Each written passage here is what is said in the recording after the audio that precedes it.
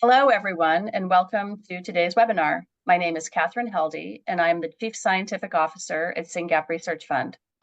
Presentation today is by Dr. Michael Boland, and I have the pleasure to introduce him.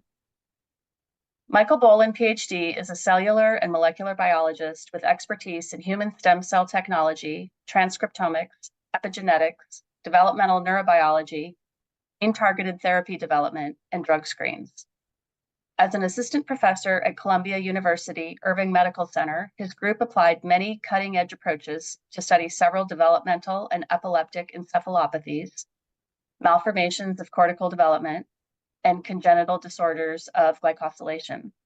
His focus shifted to developing gene-targeted therapies for STXBP1 haploinsufficiency when his oldest son was diagnosed with STXBP1 disorder weeks after birth. Recently, Dr. Boland was recruited to be the Strategic Director for Translational and Clinical Research at the Center for Epilepsy and Neurodevelopmental Disorders, or END, at the Perelman School of Medicine at the University of Pennsylvania and the Children's Hospital of Philadelphia, CHOP. The mission of END is to bring novel targeted therapies for STXBP1 and SYNGAP1 disorders to the clinic, and that will be the subject of his talk today. He interacts with and advises several preclinical research groups to advance gene-targeted therapeutic strategies for SYNGAP1 and STXBP1 disorders. He also works closely with patient advocacy groups and with clinical research teams at CHOP to better understand the phenotypic heterogeneity among the STXBP1 and SYNGAP1 patient populations, and to develop molecular and physiological biomarkers as readouts of treatment efficacy in future interventional trials. Boland obtained his PhD in biochemistry and molecular biology from the University of Nebraska Medical Center in Omaha, Nebraska, and he performed his postdoctoral studies at the Scripps Research Institute in La Jolla, California. A recorded version of this webinar will be available on the SRF website at Webinars under the News and Events menu. At the end of this presentation, Dr. Boland will answer questions. We'd love to hear from you. Please write questions in the Q&A. For those of you just joining us, welcome. And again, our speaker today is Dr. Michael Boland and his presentation on END and CHOP at University of Pennsylvania. It's now my pleasure to turn things over to Mike Boland, PhD. Thank you, Catherine. Thank you for that very thorough introduction and for the invitation to talk to all of you about the research that's happening at END. We have a lot of really exciting preclinical and clinical research going on. The focus of my talk will largely be on preclinical research because a colleague of mine, Jill McKee, will speak at a later webinar about in-depth clinical research at END related to SYNGAP-related disorders. As Catherine mentioned, I was previously at the Columbia University Medical Center, where I was studying neurodevelopmental disorders with an emphasis on pediatric epilepsies. We studied a number of different monogenic disorders, including GRIN2A, HNRMPU, GNB1, KCNT1, congenital disorders of glycosylation, such as SLC35A2, NGLY1, DPAG2, and PMM2. So we used a lot of single-cell transcriptomics as well as patch clamp electrophysiology and multi-electrode arrays to characterize developmental and functional phenotypes in many of these different disorders. It was during this time that my son Lucas was born, and we noticed him having seizures the day after birth and quickly got a genetic diagnosis that it was a frame shift in STXBP1, a gene that I hadn't studied, but actually had written a grant on the year before Lucas was born, and actually had that grant been funded, I would have been studying STXBP1 when he was born. Lucas is 6 years old now. He remains nonverbal and non-ambulatory, but he's making great strides, walking with a walker, and I actually think he'll be ambulatory by this time next year. He'll more than likely remain nonverbal, but he's getting pretty adept at using an AAC communication device, which allows his personality to kind of come to the forefront. And let me tell you, he's a pretty sassy little kid. He's got some things to say. So it's going to be interesting to see how he develops. Today, I want to give you an overview of the end center, and then I'll talk a little bit about some of the disease models we've developed to study SYNGAP-related disorders. I'll give you an idea of all of the different gene-targeted therapeutic modalities that we have in play at end, and discuss a little bit of molecular biomarkers at the end of the presentation. So END, or the Center for Epilepsy and Neurodevelopmental Disorders, was established in early 2023 by a large philanthropic gift to Penn Medicine under the direction of Ben Prosser. The goal, as Catherine alluded to, is to develop and bring novel therapies for the treatment of STXBP1 and SYNGAP disorders to the clinic within 5 years, and we feel that clock. We've already been around for about a year and a half, and we've made tremendous progress in a year and a half, and we still have our foot, our foot on the gas pedal. So there's absolutely no letting up. Things are actually speeding up. We've put together a really terrific team of people to achieve this goal. As I mentioned, Ben Prosser is the overall director of the center. Ingo Helbig is our director for clinical research. He has an incredible and large team of clinicians, genetic counselors, and data scientists that oversee or carry out a lot of the clinical research, which frankly is very difficult to do. We have Bev Davidson is the director of our translational research, and if anyone knows Bev, they know she's an absolute force and powerhouse in the field of gene therapy. Liz Heller, who is the aunt of a Syngapian, is one of our faculty members. I'll talk a little bit about her work. Deb French is the director of the CHOP Stem Cell Core Facility, and that group oversees all of our iPSC generation, differentiation, and characterization. And so together, this is a really great kind of cross-functional interdisciplinary team that we really do work as a team. It's a really terrific atmosphere to be in.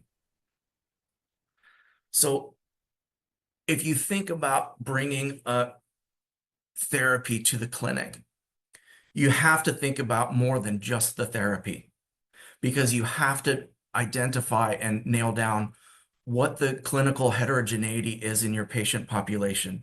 Who are you going to treat with said therapy? What will said therapy look like? What proportion of the population will it treat? And so there's a number of different aspects that go into trying to get something into the clinic. And there are two main arms: translational research or preclinical research, as well as the clinical research. Translational research can largely be broken down into disease model development, disease-specific relevant model development, and then pre-IND and IND enabling studies. I'll talk mainly about this today. Like I said, I will leave clinical research and our large natural history study for Jill to speak at a different later webinar. But I'll talk a little bit about some of the biomarker research that we're trying to do to help in any future interventional trials. So no disease model is perfect. They all have pros and cons. So it's important to develop a number of different disease models. And when you are developing disease models, you have to realize that there's a trade-off between biological complexity and granularity, or the ability to really hone down on molecular mechanism.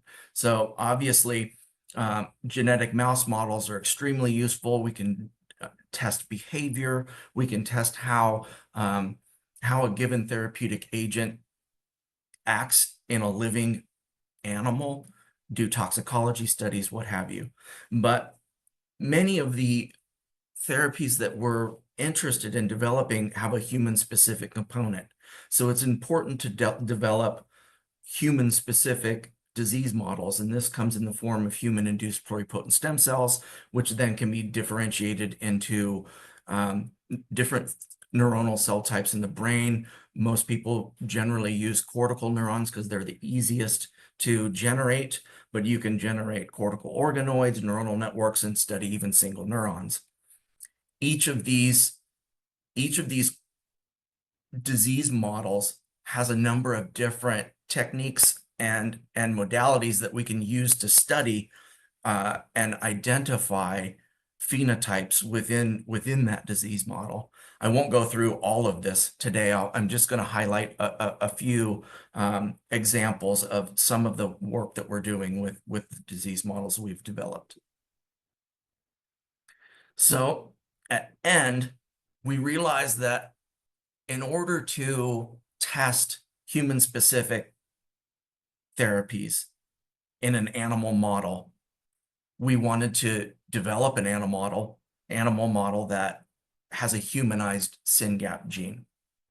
And so what we did was we humanized the entire locus of the SYNGAP gene in a mouse. This includes all of the upstream and downstream regulatory elements for SYNGAP. So Ignalia and Brandon Brown are currently characterizing EEG and behavioral phenotypes in the humanized haploinsufficient mouse models for SYNGAP.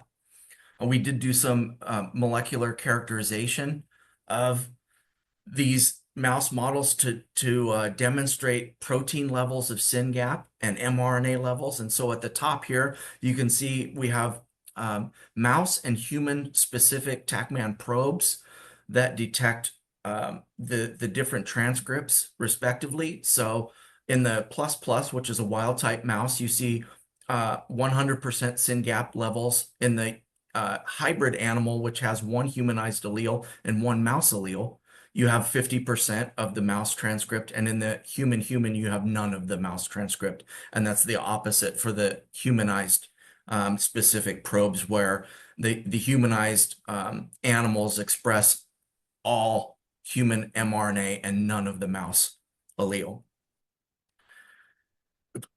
Conversely, on the bottom, what you can see here is we've characterized the haploinsufficient humanized mouse, and we can demonstrate that, yes, it is truly haploinsufficient. It results in a 50% reduction of protein. Now, I will say that this humanized haploinsufficient mouse model is breeding the humanized mouse to a mouse haploinsufficient. So the minus allele is a mouse allele. That's the knockout. We also have developed some patient-derived iPS cell lines and generated isogenic controls using CRISPR-Cas9 genomic engineering. We have a K1185X mutation from a little boy and an R1240X from a little girl. If we look at the variant spectrum across SYNGAP, one thing that's really striking is the preponderance of truncating variants versus missense variants. If you look just at the variants presented here in this review by Rick Hugenier's group, you got about 80% protein truncating variants that include frame shifts, deletions, nonsense mutations, what have you, versus 18% of missense mutations. We wanted to develop an allelic series for SYNGAP so that we could test any therapy across multiple genetic variants on a uniform background. So what we did was we took an unaffected iPS cell line, developed at CHOP, and is really extensively quality controlled by CNV, karyotyping, as well as differentiation. And this line is absolutely terrific. It has almost no CNVs, differentiates very well into multiple different neuronal subtypes. And so what we did was we used CRISPR-Cas9 to knock in a number of variants across the SYNGAP gene, including 2 missense variants that are recurrent across the patient population. So now that we have this allelic series, we can begin to characterize some of the functional phenotypes that occur with each of these variants on a uniform genetic background and then test therapeutic modalities on this. So I'll switch gears a little bit to talk about the preclinical research. I'll give you examples of 5 different gene-targeted therapies that we have in development.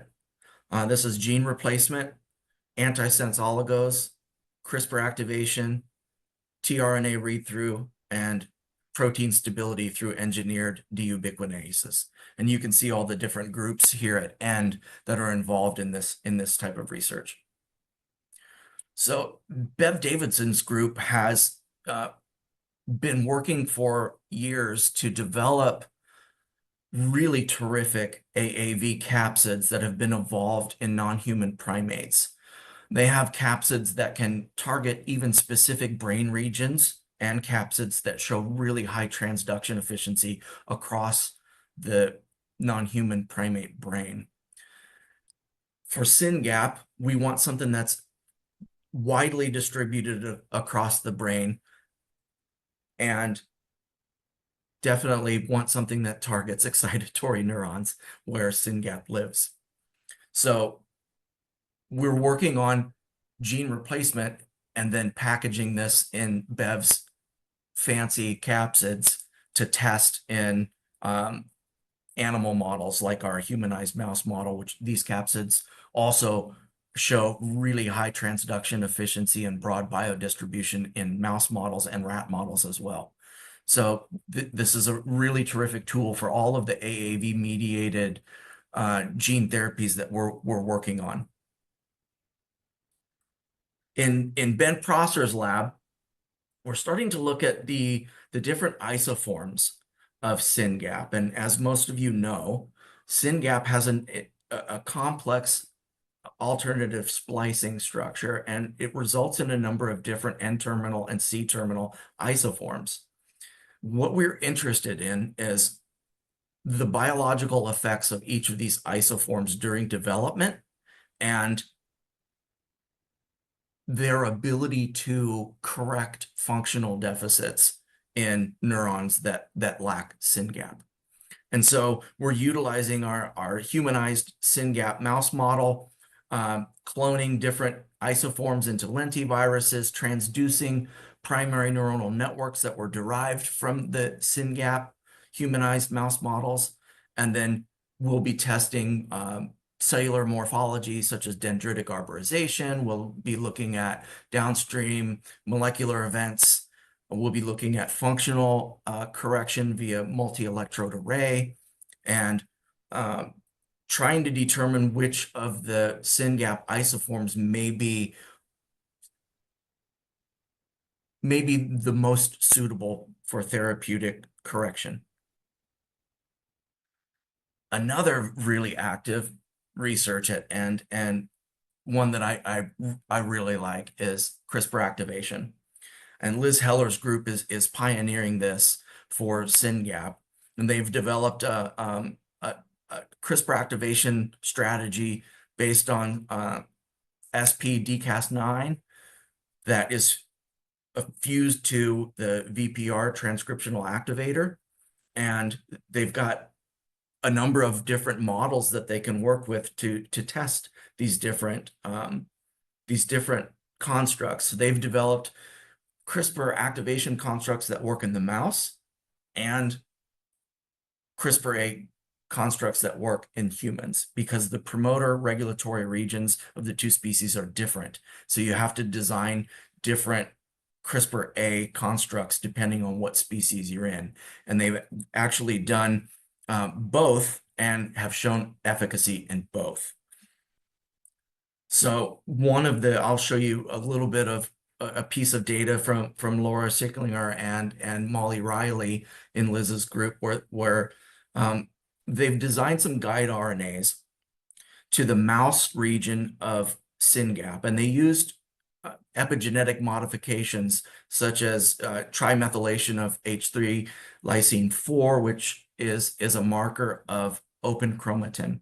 And so they looked at SYNGAP and were able to identify regions of open chromatin based on these epigenetic modifications and designed guide RNAs in this region. Then they packaged this into a lentivirus and injected one half of the hippocampus with SYNGAP guide RNA, and the other side of the brain, the other half of the hippocampus, with a control guide RNA. And this is done in a mouse model of SYNGAP haploinsufficiency. And they're able to upregulate SYNGAP protein to levels of wild type mice. So this is really, really exciting, and we're testing these constructs in mouse models for phenotypic correction of behavior and functional rescue at the same time. Another modality that is really exciting and has the potential to not only have a huge impact on SYNGAP, but also on almost any other neurodevelopmental disorder that results in a protein truncation variant from, say, an arginine in this case. This is essentially an engineered, modified transfer RNA that, when incorporated into the ribosome, can actually read through the premature stop codon and produce a full-length transcript. And so we've developed a couple of different of these ACE tRNA constructs, and Alex in Ben's lab has shown a dose-dependent increase in SYNGAP protein using this method. And we're continuing this work in other cell lines and are eager to generate the R1240X mouse on the humanized background, which is actually underway at an industry partner. And we'll be able to essentially test this therapy in an in vivo model. The other gene-targeted therapy that we're looking at is through increasing protein stability. There's a few pieces of evidence in the literature that SYNGAP is ubiquitinated, which results in protein degradation. So we're trying to use engineered deubiquitinases to specifically inhibit ubiquitination of SYNGAP and thereby increase its half-life. So this work is in collaboration with Flux Therapeutics, also in Ben Prosser's group. So in the last few slides, I want to talk a little bit about clinical research because it's a huge part of END. But like I said, I will leave the details to Jill in a later webinar. But a big part of END is development of studies to define the phenotypic heterogeneity in patient populations. We're doing this through retrospective and prospective natural history studies. The prospective natural history study that we have going on right now, I'm sure most of you are aware of, is this multi-site natural history study.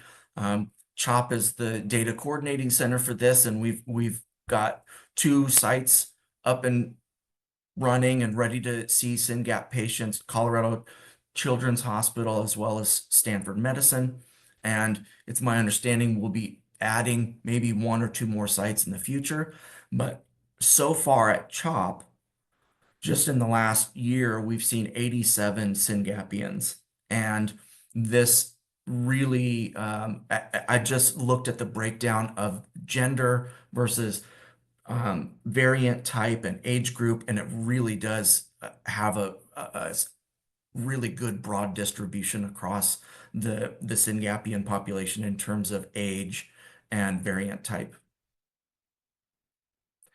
But I want to take a few minutes to talk about biomarkers because this is kind of the holy grail, something that we've talked about doing for years. And now that we have the means to do it, we're doing it.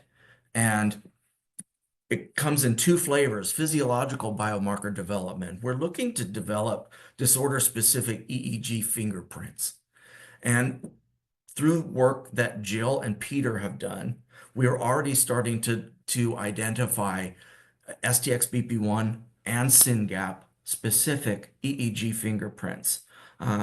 You can see a famous little Syngapian here with a EEG cap on. He looks great with that cap on.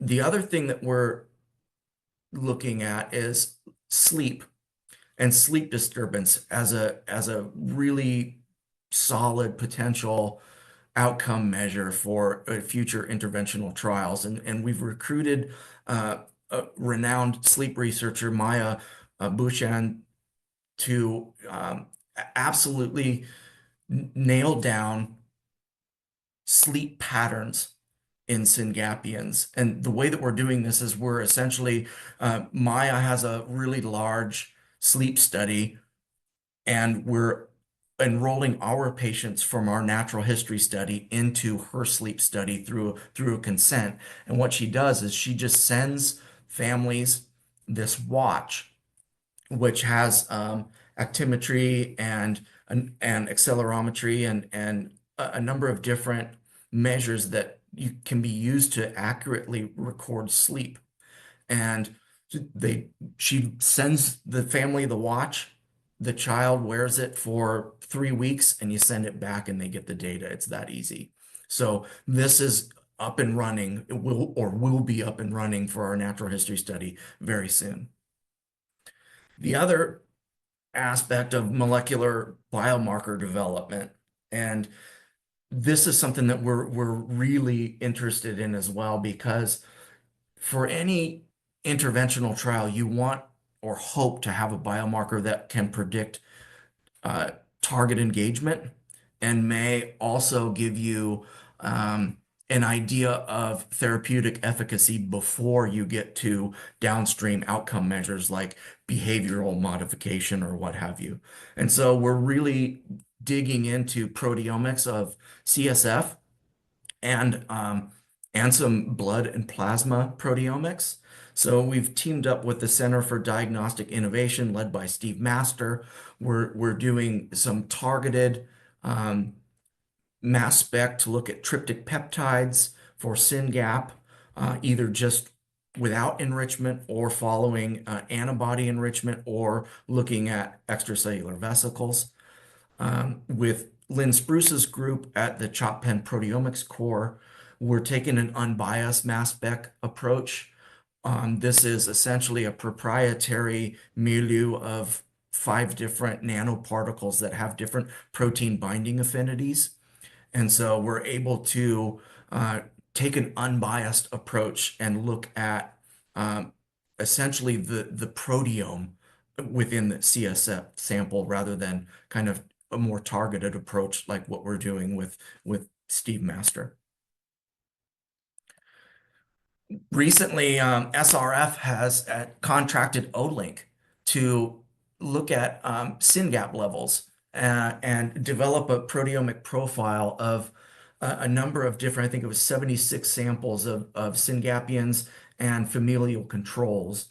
And Janine in Ben Prosser's group did the data analysis of this Olink data, and we were able to show that SYNGAP levels are below the level of detection in these samples. And this is the level of detection here. There was really no difference between familial controls and proband, and the levels are so low that it's not reliable as a marker.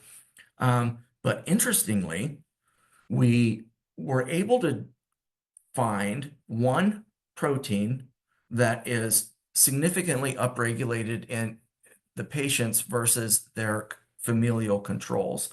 And you can see kind of a better distribution of this on these lollipops down here, where you've got SYNGAP, where you really don't see any specific upregulation in proband versus versus control. It's kind of all over the place.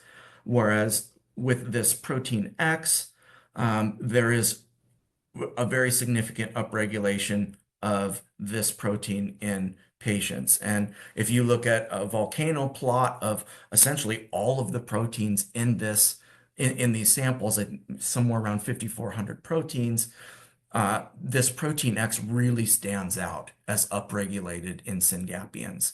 And so we're very interested to follow up on this in CSF samples, and also to see if we can change the levels of this protein after SYNGAP rescue.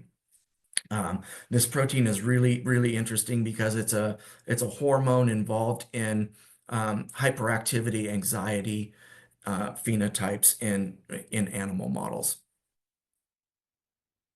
So this is what clinical trial readiness essentially looks like after you put all of the pieces together. This is what we're trying to do at END, and we're making significant progress in every one of these areas. And so I'm really confident that we're gonna have that timeline of 5 years it looks like it's real. With that, I'll end with a kind of outdated photo of END. There's about double this many people now at END. This was at the launch of our center in May of last year. And I will open it up to questions.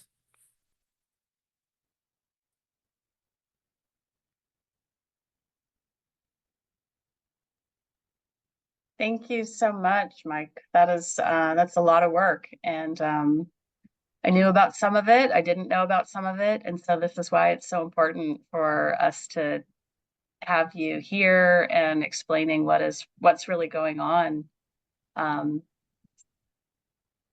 Let's see. I don't think there are any. Yeah, there are no questions in the Q&A yet. We'll see if anybody wants to join in there. And let me just change my view.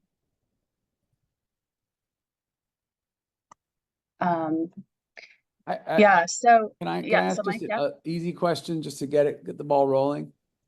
That protein X in the O-link data, and I'm thrilled to see that we already have such a meaty finding so quickly, because we just shared that data really recently, right? So that's exciting.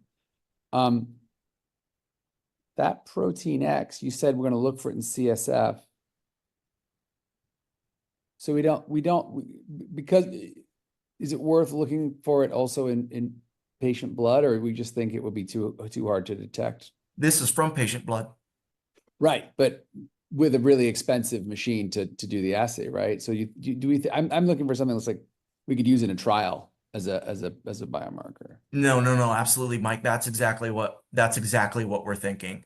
So we're not only interested in looking at like SYNGAP for target engagement, but we also want to be able to look at some of these other proteins that are coming out in the analysis. So this protein X, even if it's not in CSF or detectable in brain tissue, we can still use this as a potential biomarker in patients. So one of the things that we're really interested in digging into is this protein was also detected in mouse blood plasma. So now we have a model that we can start to test hypotheses on.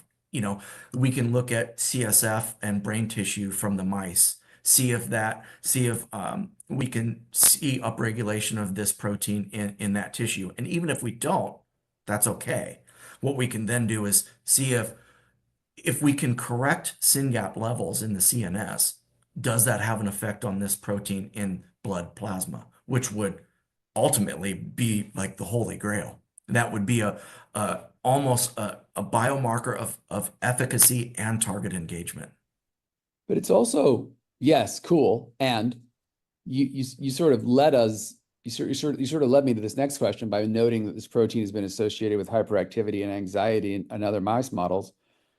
I mean, that's hyperactivity and anxiety are things that plague us and our kids, right? Yeah. It might plague some of us, but as a result of plaguing our kids, it plagues the parents. So Yeah. does that point us to like some kind of mechanism of action for disease and maybe suggest other therapeutics in the meantime, that not to just go to the root cause, but to help treat our kids' hyperactivity and anxiety as a second order thought? It's possible, absolutely. So one of the things that with any therapeutic modality, you want to either go to the root cause or frankly what we've been doing for years is treat symptoms Right. or try to treat symptoms. Well, that's what we're Um, stuck with until we get until one of those things you had up works, right? yeah, that's exactly right. But I'm really hopeful that we're going to have something at the root cause Right. sooner rather than later. It's amazing. Then, going with that question, my question is the ambition to get maybe CSF samples from patients that is a little bit more difficult. I like your point that you guys are gonna try to see it in plasma because CSF samples imply a lot of moving parts.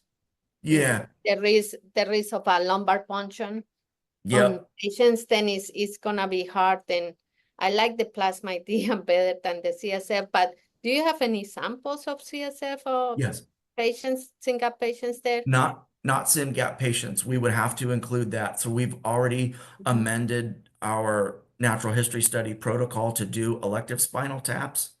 Mhm. We have a bank of CSF at CHOP and at Penn Medicine from normal.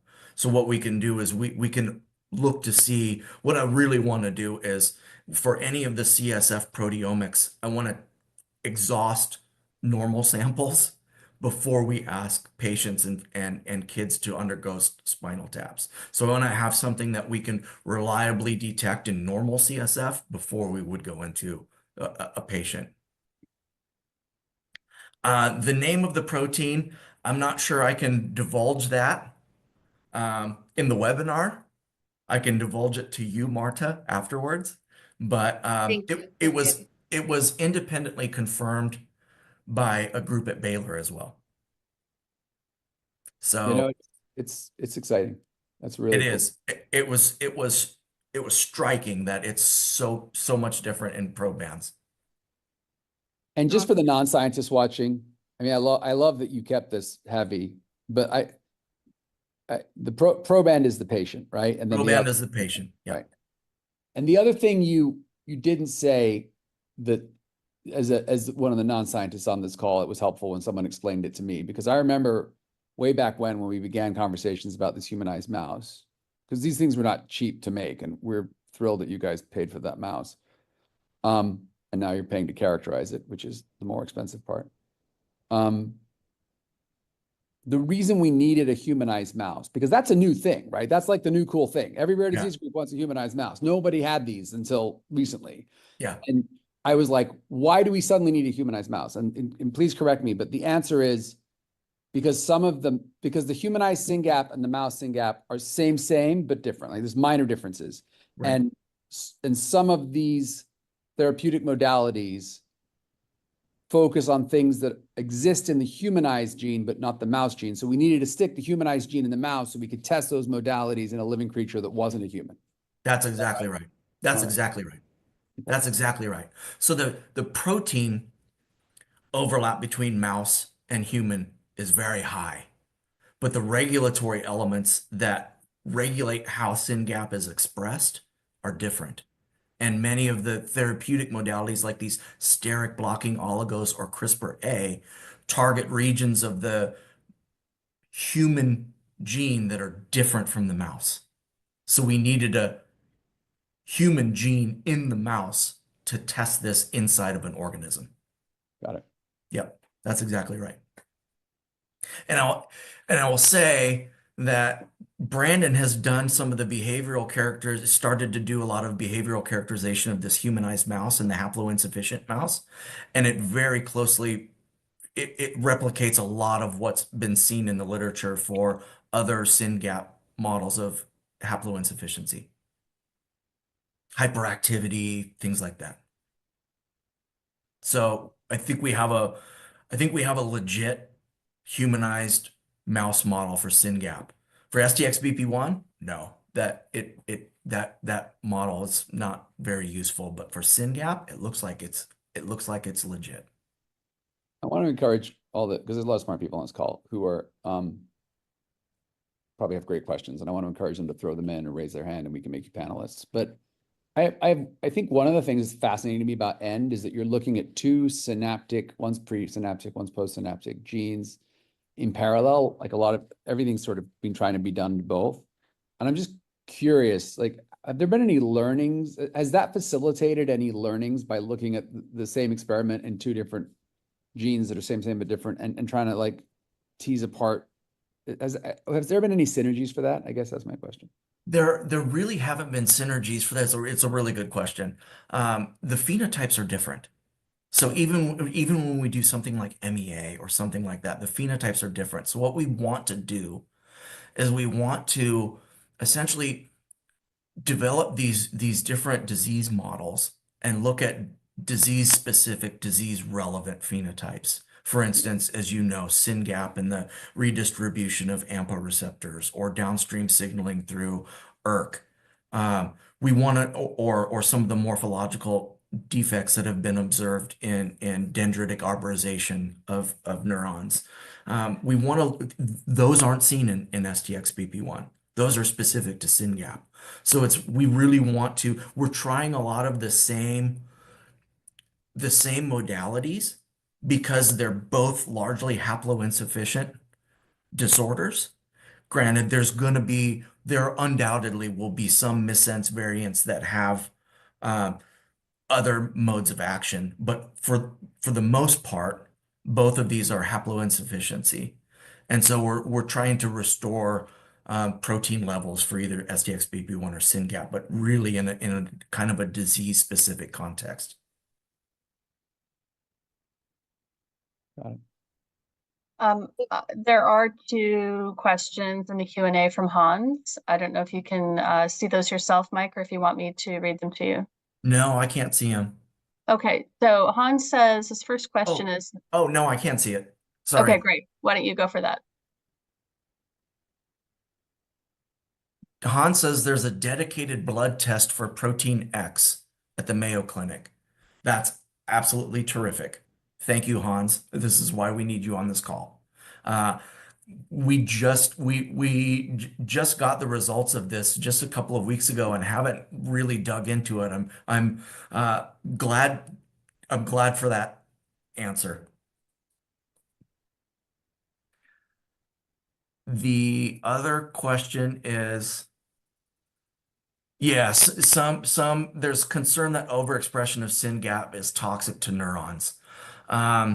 This is something we're well aware of, and it's not like this is a situation that is more like MECP2 than STXBP1, where it seems like STXBP1 has a natural break on protein expression above wild type. We're very well aware of this overexpression. Luckily, what we see with the CRISPR-A is we've never seen overexpression of SYNGAP. Now, it will be interesting to see what we get when we start really digging into the gene replacement strategies. But yeah, we're definitely aware of this. The phenotype that can result from overexpression of SYNGAP. Yeah, in addition, oh, go ahead, Mike. No, sorry, Catherine, go ahead. So in addition to the overexpression, I'm wondering about the, increasing the length of time that SYNGAP is around. Like that's another way to increase Sure. the amount of protein, right? So I'm wondering how, I'm just wondering if you've seen, if you've seen yet some amount of SYNGAP, do you ever see it double or 5 times the amount of protein that's around? And no. Okay. And then do you ever see it, that there's a recent, just this week, paper on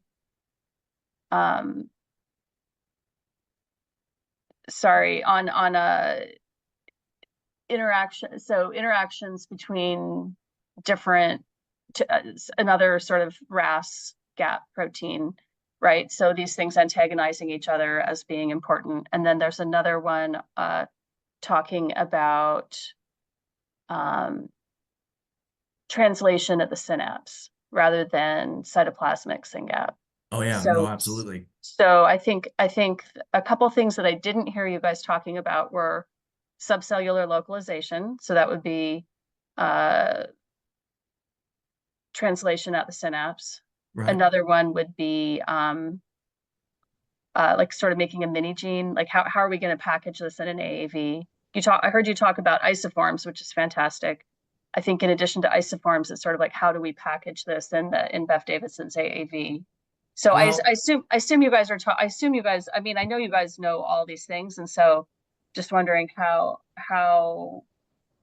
you see them working together, and what I guess sort of more what's a timeline like this if we're a year and a half into 5 years. Are you thinking about clinical trials at year 5? Or are you thinking about clinical trials before year 5? What's the I mean, hopefully it's before year 5, but I really don't want to make a strong prediction and be right? wrong. Um, all I can say is that we have a lot of balls in the air, Yeah, and one of these is gonna show fruition. The As far as packaging in an AAV, full length A alpha 1 SYNGAP fits in an AAV. It's 4.1 kb. The packaging capacity of a AAV is about 4.8 kb. So you can get full length SYNGAP with a promoter into an AAV. Now, the packaging capacity that might get you towards the upper limit of the packaging capacity. And so we really would like to know if some of these other isoforms can functionally compensate for, say, A alpha 1, which is the longest isoform. We just won't know that. We're starting those experiments like right now. and what do you think about potentially needing multiple isoforms to interact with each other? I Yeah, mean, I is the mean holy that's grail really getting one, or what if we need two to sort of I nobody really knows. There's some evidence that these isoforms are developmentally regulated. okay, so by the time you're treating, there's a good one for that moment. Yeah, so that's why we have the two different models. So we can start to look at isoform expression during differentiation of iPS cell neurons. We can look at isoform expression at different stages during mouse brain development, things like that. Um, so it's a really good question. The isoform question is a big one, and that might take a little more time than something like ASO or CRISPR-A. Right. Okay. Yeah. And like Hans astutely pointed out, we have to worry about overexpression as well. On that, a clinician called me last week and said they had a patient who had a full duplication. Yep. We And have one. yeah, and Yeah. they're human, alive, and well, and as you might expect, unlike our kids who are hyperactive and can't sit down, this one's the opposite. Yeah. Right. It's a distinct, it Yeah. looks like a distinct disorder. Yeah. So- We have one at CHOP too. We got blood to make iPS cells from that patient. That's great. So that would be huge because this question of overexpression, I also get SRF gets a proposal once a year from someone who wants to build a model somewhere between 6 and 7 figures to test this issue. And then industry is like, just wait for us to do it at a safety level. Like don't get in front of us and create more problems. So it's a really interesting bugbear that it's one of those questions people love to ask, but I'm really glad now to hear from 2 different sides of the country that we're finding humans who have extra SYNGAP and turns out they're alive.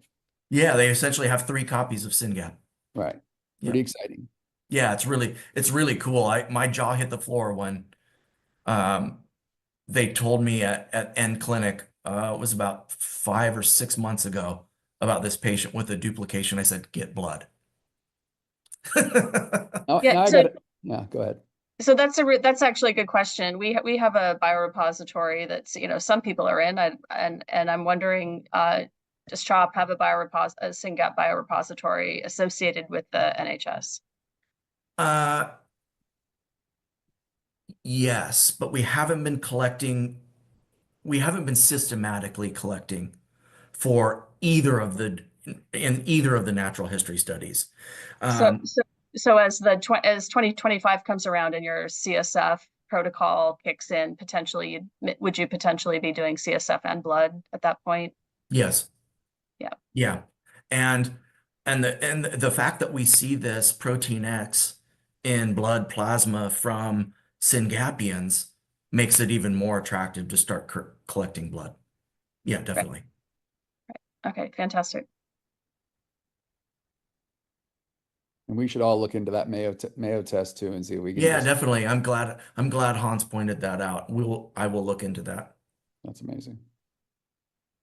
Do you have any questions for us, Mike? Mike Boland, do you have any questions that, that anything that you're hoping for? No, just to keep up the amazing work that you all are doing. We we saw 87 patients at one clinic in a little over a year. That's insane. And that's because of the SYNGAP community and and the ability of SRF to recruit and put word out. I mean, we didn't see that many STXers at CHOP. We saw far more Syngapians than we saw STXers at CHOP. So hopefully Charlene's not watching, but the SYNGAP recruitment was way better at CHOP. First of all, Charlene hears everything. Second of all, you gotta be careful with that. Yeah. And in fairness to STX, you guys had already been up and running and have multiple other clinics, right? So Yeah, but playing the only clinic that really saw substantial patients was Colorado. Baylor and Weill Cornell took a little bit longer. They've seen a handful of patients at both, but it was mainly CHOP and Colorado. Now you've mentioned Weill Cornell. I might have blinked, but did you mention EEG biomarkers? Because is that also something END is looking at? Yeah, absolutely. So I showed That a was the photo picture of that was the picture of Tony, right? yeah. But So I have a question on that. I'm sorry. Because what we're doing, I keep explaining this to parents. They're like, well, but EEG, blah, blah, blah. I'm like, the QEEG that they do in clinic is way different. It's like a high-powered telescope as opposed to like a dinky little home telescope. Way different than the clinical EEGs. right. When you find, I think I like how you coined it, the SYNGAP fingerprint in that QEEG, is the next step to go and see if that same fingerprint is detectable in the regular clinical EEG? Yeah, we can look at that. So that's where Peter's work, he started with clinical EEGs. Got it. And now we're digging into the quantitative EEG. That's what Jill is going to be working on. So the nice thing about the QEEG is, you've been there. It's only a 15, 20-minute recording, and we actually don't even need all of that recording.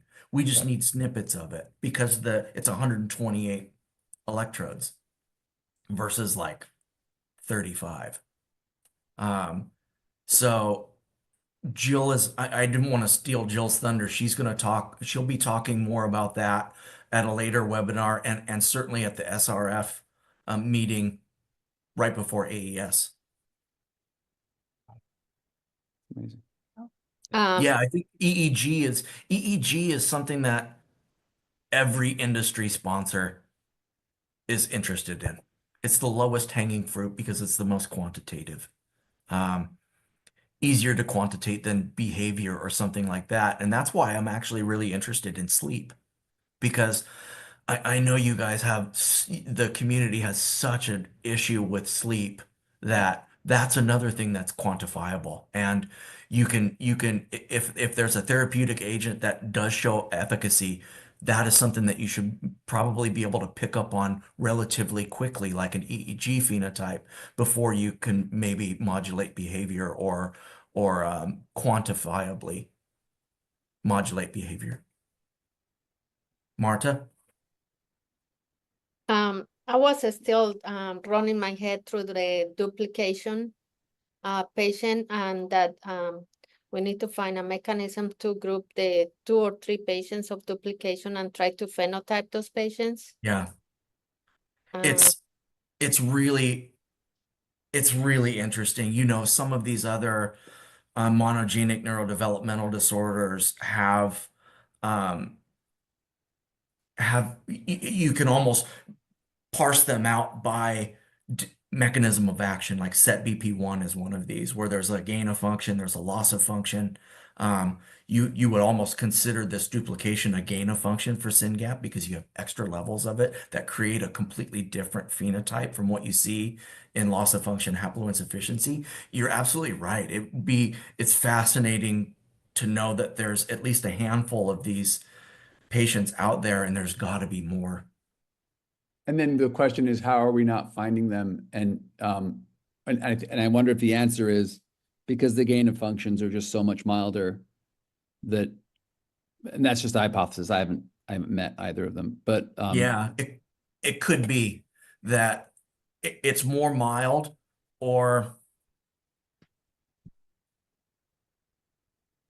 many other possible answers. yeah, I mean, there's so many possible answers. Jill, I know Jill has a patient with the duplication. That's great. Maybe 2. I have one last question, unless Yulia or Craig in the chat, if you guys want to chime in, but like, if you follow my podcast, you know I'm obsessed with how many papers come out on SYNGAP. Papers aren't going to cure kids, but it sure is a great proxy for scientific activity. This year we're going to set a record for the most papers. Last time I checked, I think we're at 43.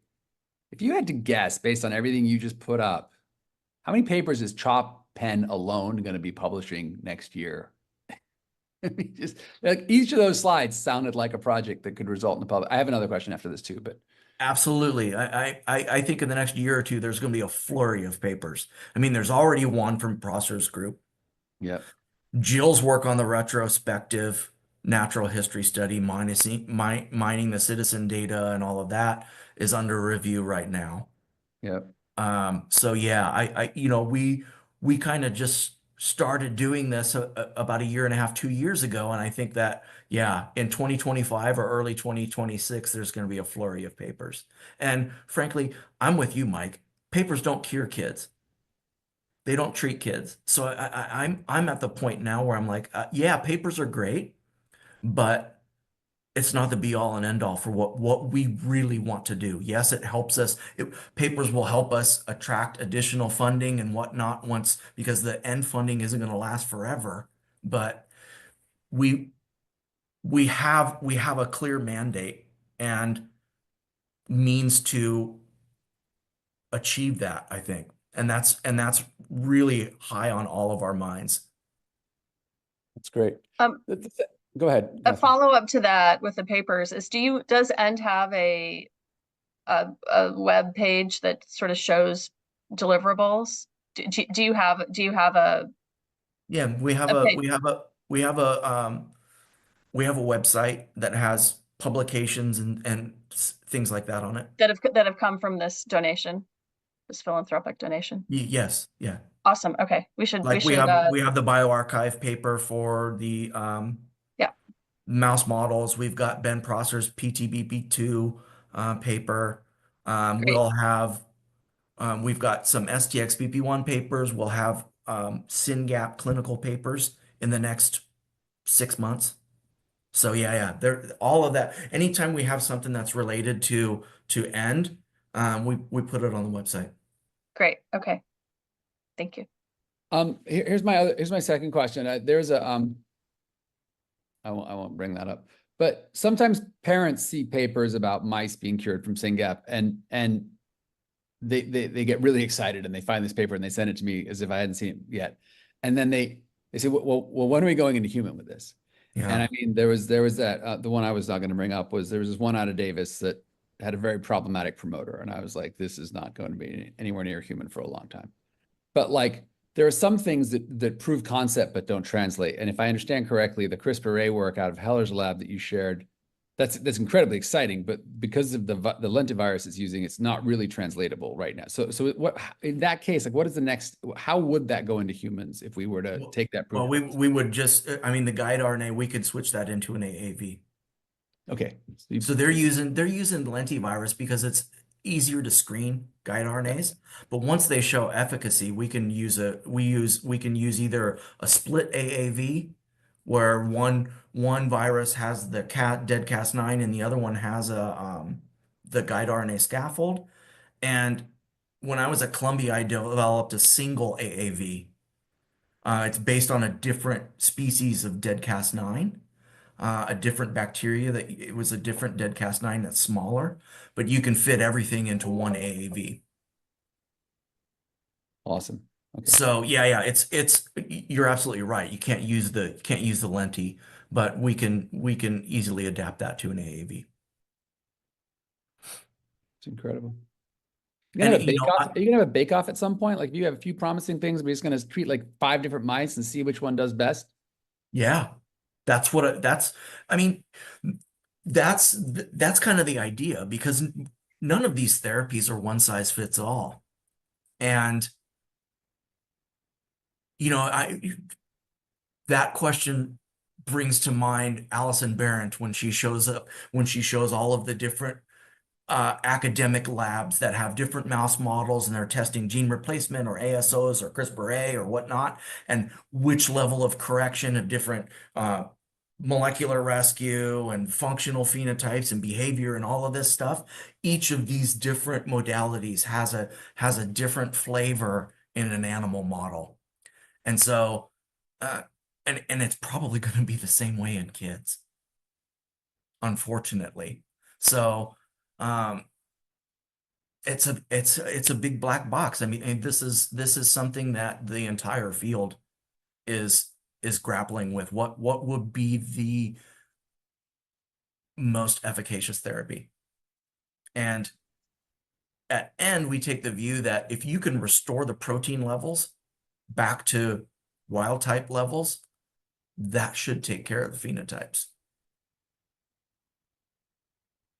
And if you look at that Alison Berendt, I'm not going to do a plug for CRISPR-A, but if you look at that slide, CRISPR-A corrected almost everything. It was green. She had green for if it corrected a phenotype, or red if it didn't. And ASO had 50-50 gene replacement, 50-50 CRISPR-A, green the whole way down. So time will tell, and frankly, Mike, it could be disease specific too.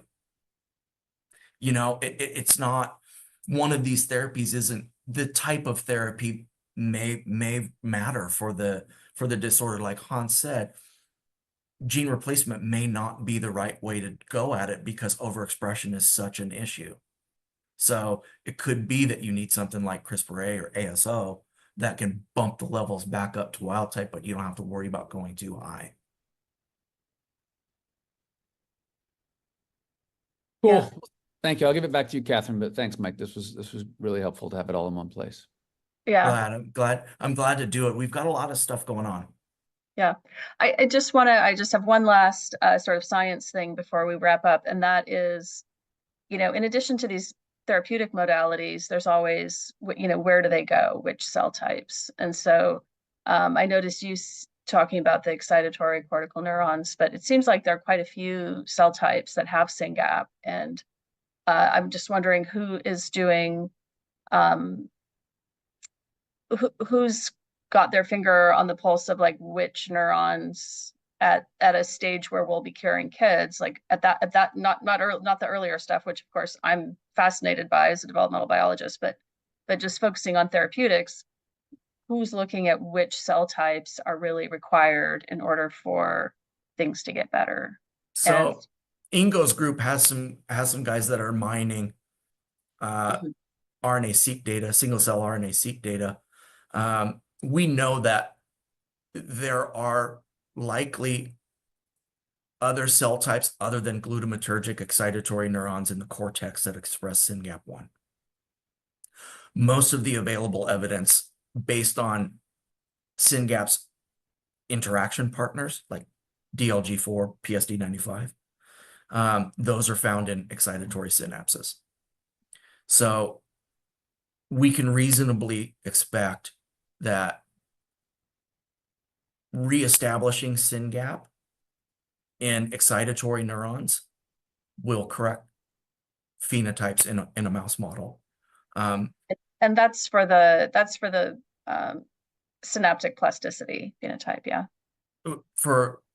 It should correct hyperactivity, synaptic plasticity, learning and memory deficits. It should correct all of that. Seizures. Okay. Yeah, it should. I have a sense that I think potentially that anxiety might be more. It seems just from understanding anxiety that, you know, other cells might be involved too, but we'll see. I guess we'll see. I've sure. never been sure. I've never been sure if anxiety for our kids is really anxiety or if it's sensory distress or if it's a combination. Right. And I mean, so this is something that I talked to the Allen Brain Institute about, is designing really good, because if you're thinking about an AAV mediated therapy, it comes down to the promoter you use, where you're going to express DEDCAS9 or where you're going to express the SYNGAP isoform.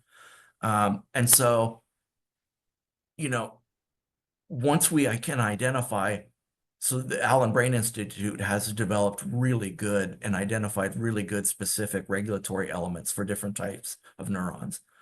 And we could theoretically design and build a vector that could target expression of SYNGAP or DEDCAS9 or what have you, to several different neuronal subtypes, even astrocytes, for instance. Yeah. But for the time being, what we can do is we can use something like a synapsin promoter and express it in essentially all neurons, with the thinking that if the machinery isn't there in the cell type, if the cell type doesn't use SYNGAP, having SYNGAP expressed may not have an effect. Yeah. Okay. Well, lots of amazing Lots of work. questions. Yeah, Well, lots of so many questions, questions. but you have so many labs and ways to look at things that it's really exciting to have all that kind of under one. I was gonna say one roof, but you might be in different buildings, but under one umbrella. It's under one umbrella, and you know, it's like I said, it's a really close collaborative atmosphere. If you look at the Janine's paper on the PTBB2, it was Ben, Deb French, Bev.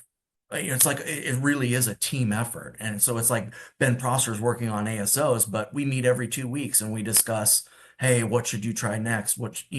So it really is a great collaborative atmosphere at End. And we really are pushing to make a difference in these communities. Well, that's great that the scientists know what each other know. That's so helpful. Yeah, it is. And it's like, and it's really nice to have the clinical piece right there too. And so we can, learn from what they see in the clinic and vice versa. So I think that's one of the more unique aspects of End, is to have both the preclinical and clinical work together under the same roof, and we meet regularly to discuss. Yeah. Well, thank you so much.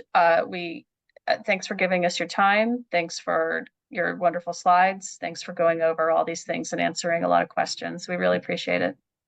Thank you. This was very good. Thank you. Thanks. Bringing the awareness of all this together to the community, help us to explain more to the community why you need to go there, why you need to donate your blood, why all these things can come together. It's really helpful. Thank you so much. Yeah, I mean, it literally is. We can't do this without the SYNGAP community. We can't. The patients and the families are so important to this success. It doesn't happen without them. It really doesn't. You know, the clinic, especially the clinical research, it just doesn't happen. We could develop a therapeutic and then we're like, okay, well, who should we treat with this? What age is the most appropriate? What are the best outcomes? Without being able to, you know, look at a wide cross section of patients, we wouldn't know. So it's incredibly important that the SYNGAP community knows how important they really are. Okay. Well, All right, thank I you have so to much run. for this. Bye. Me too. Thanks. Thank you Bye. so much. This was great. Thank you. I'm glad you liked it.